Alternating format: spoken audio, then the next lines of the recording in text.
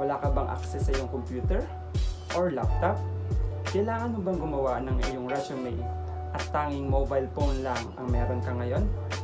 In this video guys, I will be teaching you how to make your resume gamit lamang iyong cellphone.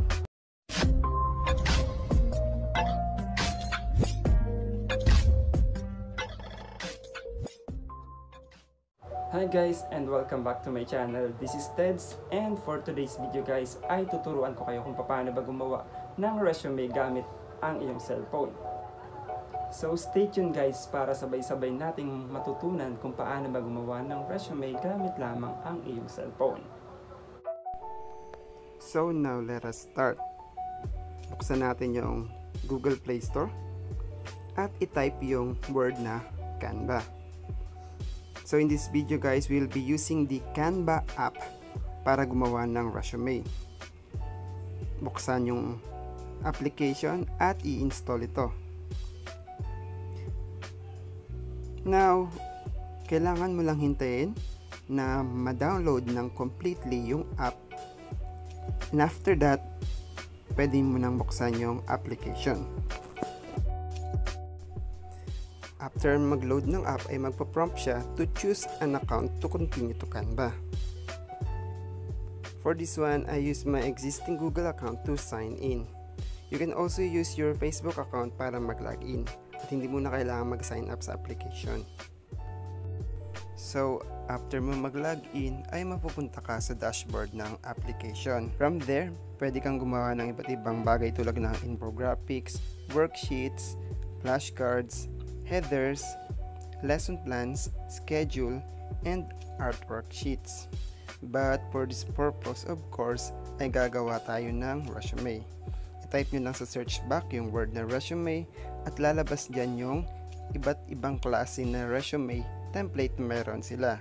Merong resume lang, minimalist resume, college resume, scholarship resume, professional resume, photo resume, simple resume, corporate resume, academic resume.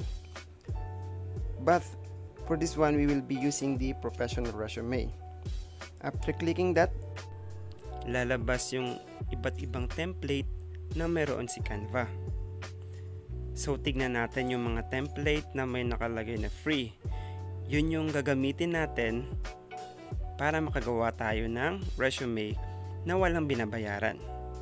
For this one, subukan natin yung pinakaunang template.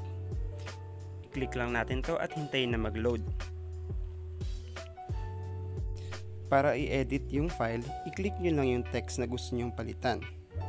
And i-click ko yung pangalan para palitan ang pangalan ko o yung name na gusto nyong ilagay. After that, pumunta sa ibang field para mapalitan yung text.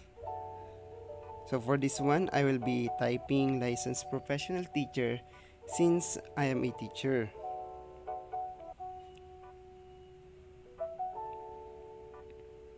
Then, proceed to other fields or text na gusto nyong palitan. Para naman mapalitan yung picture na nakalagay, i-click nyo lang to at lalabas yung option na replace. Hanapin yung picture na nais i-upload. Pwedeng hanapin ito sa existing file nyo or sa gallery. Now, search for the picture na gusto nyong ilagay at i-click nyo ito. So, after mag-load ng picture, i-click nyo lang to at automatic na mapapalitan yung picture doon sa mismong template ng resume. After that, i-check nyo yung other fields na gusto nyo pang i-edit or palitan yung mga text na nais nyo pang ayusin. After completing your resume, i-save na natin yung nagawa nating document. I-click lang yung button sa upper right corner para i-save yung file. For this one, you can choose for your file to be saved in different format. Pwedeng PNG, JPEG, PDF, and in print. Then, click download. So, hintayin lang na matapos yung preparing design para makumpleto yung pag-download ng iyong resume. You can also save your document in other format. Now, let's try to save it in PNG format or yung picture format.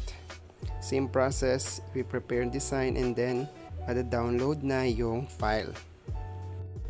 Para makita yung downloaded file, pumunta tayo sa gallery at hanapin yung mismong file na nasave natin kanina sa pag-download sa Canva.